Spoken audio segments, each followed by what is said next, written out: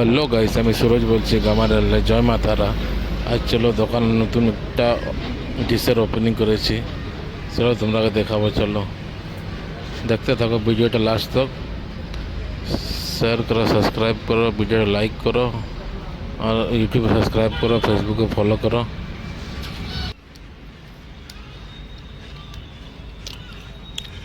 চলো আজকে দেখাচ্ছি একটা নতুন ডিশ।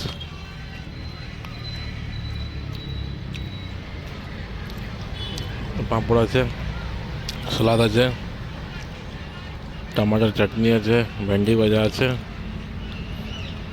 ওদিকে মাছ ভাজা আছে, চিকেন কারি আছে।